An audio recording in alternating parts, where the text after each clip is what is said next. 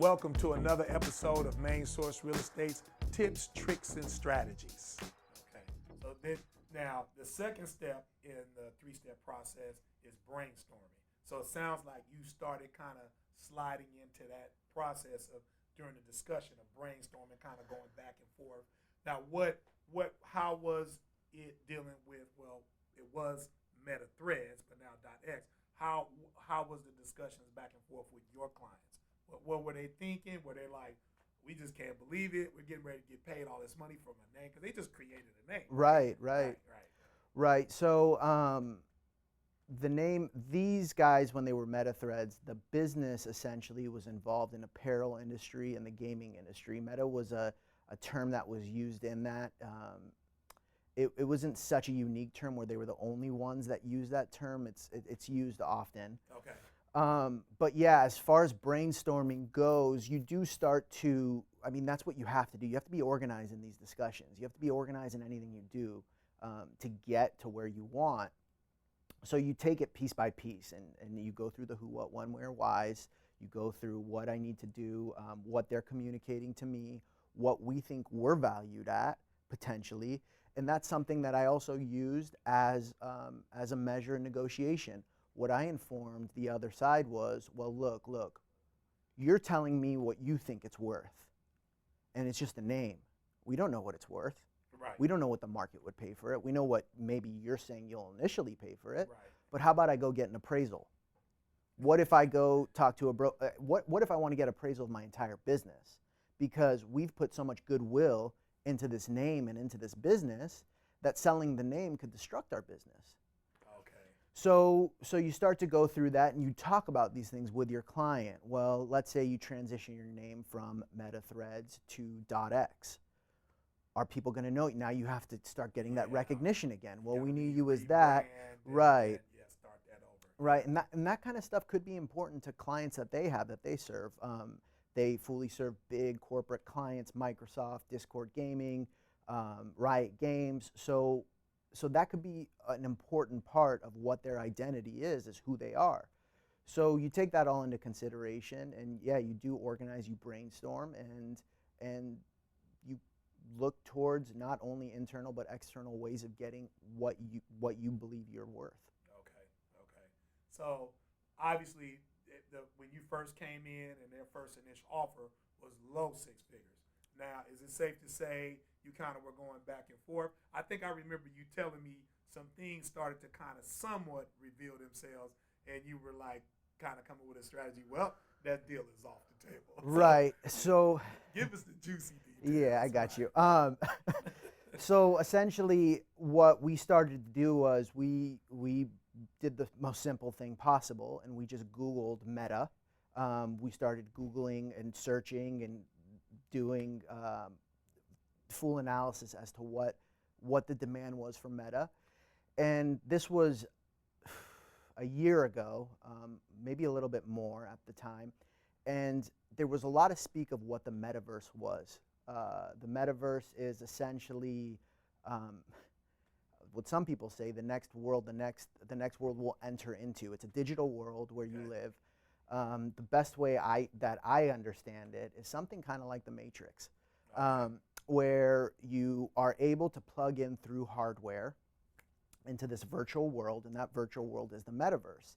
And you can do a lot of things, and I've thought about it as I've gone through this, I've digested all of this. Something as simple as real estate, right? You are a broker, you also have agents under you, and oftentimes when you're representing either a buyer, let's say in this instance, a seller in property, you'll have showings, right? Mm-hmm.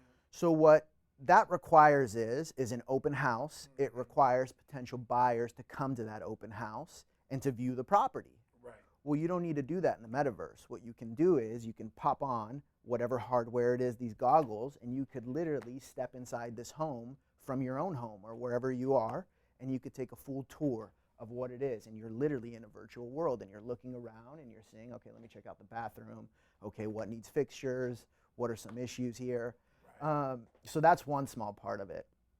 There'll also be business run through the metaverse. There's a community. There's networking. There's games that are being played. So the metaverse was a big topic that was coming out, and we were getting articles like how Tesla's prepping itself for the metaverse. And I was like, well, how does a car company get Right. involved in a digital Right. world? Right. And what really stood out was there were articles somewhat along the lines of that I saw how Mark Zuckerberg is going all in on the metaverse, how Facebook is planning itself for a transition of the metaverse. So from that, we took it in and we said, okay, it's likely, it's not guaranteed, that this is Facebook or another ubiquitous company, as they informed us they were. And whoever it is, whether it's Facebook or one of their competitors, this is a huge world. This is the next generation of a trillion-dollar business. Right.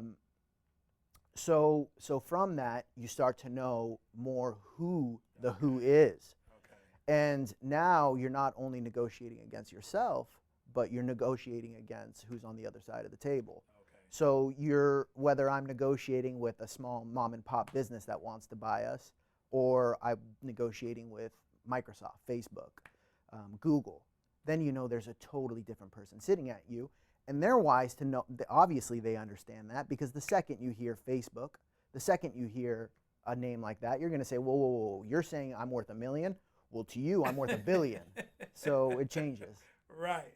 So it's like the price tag just went up a little bit more. Right. Because what might be this value to me, to you, is this value. Right. That's like we're probably thousandaires. Right. So we could go spend $1,000 like, Right. that hurts, but I can survive. But yeah, But you they can take it. spend $1 Oh million. my. It's nothing. That's essentially what I said. I said, look, if this is Facebook, they spend $50 million in 20 seconds on marketplace ads. Exactly. Money is of no value to them, No, it's not. but it is to us. So yeah, you start to understand that and move with it. Right. Now, did you not get a phone call, and that's just what kind of really set this home, and it kind of just, this is the price? Like, how did that? And this just happened on a fluke, right? Right. It wasn't a phone call. It was actually through months of negotiation. Okay. Obviously, we're in a time of COVID where you're not meeting, or at that time, COVID was kind of getting better. So you're not meeting, attorneys aren't getting together and saying, hey, I want to take you out to dinner. I want to talk to you about your client. It wasn't like that. We were holding video conferences through Zoom. And the other attorney was the one who set that up, and that was smart of him, and I learned something of that. Okay. And it's so easy to be on a phone call with somebody and negotiate, but when you get a read of the room that you're in, you start to process a lot more. And even if you're limited through a computer screen, you Right. still get to see who you're talking to and who you're interacting with.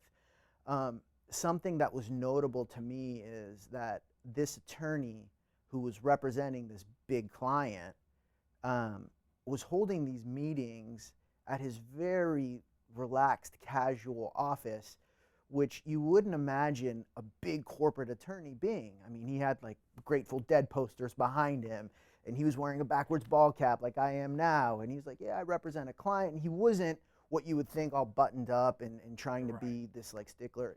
It was, dude, let's cut the BS and just talk straight like how we are now. Right.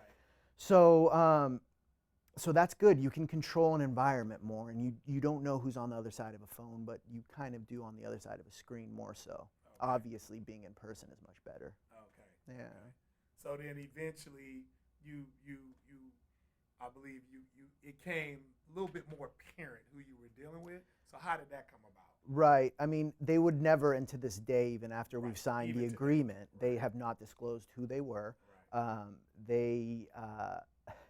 This went through multiple video conferences and months of negotiation where we talked. I would give a number. He was like, look, I don't want to go through a numbers game with you. Let's talk about this. And whenever he wouldn't want to talk about numbers, I would then shift to time. Well, we've done internal research. We're actually going to need a year to transition. Well, his client wants to move quick. And then what he would say is, on the other side is, well, you're not our only option. And my client has other options and other names they want to purchase. Yours is just one of among 20. So if you can't agree to this, then we'll walk away. So now you have your client who's saying, wait, I was just promised the world. Right. And now they're going to walk away. Now, so you're the hardest part about being an attorney is, and oftentimes is that you're battling the opposing side, but you're also not specifically battling your client, but your client is in a whirlwind of emotions and is going through all this processing and is making decisions, and you need to be able to give them assurance that they're going to be okay and that it's a process. Hey, thanks again for tuning in to Main Source Real Estate's Tips, Tricks, and Strategies. Thanks again, Nader Fanyan, for allowing us to come check out .x. Until next time, peace.